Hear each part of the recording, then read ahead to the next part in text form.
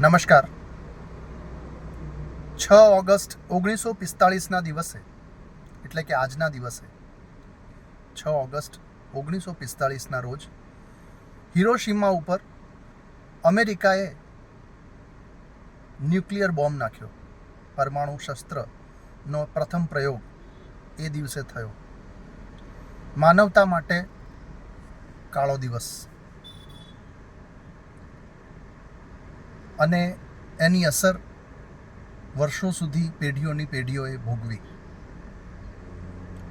વાત જરા જુદી રીતે કરીએ તો આપણા જીવન પર પણ રોજબરોજના આપણા એક પ્રકારના વ્યવહારમાં કહેવાતા આપણા સ્વજનો દ્વારા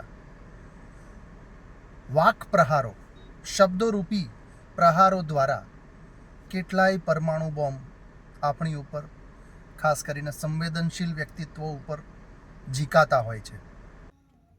6 ઓગસ્ટ 1945નો એ એક દિવસ કાળો દિવસ છે, પણ વાસ્તવમાં જોવા જઈએ તો સંવેદનશીલ વ્યક્તિ ઉપર ઝીકાતા આવા પરમાણુરૂપી શબ્દોના બાણ તેમની માટે તો રોજ કાળા દિવસ બની રહે છે.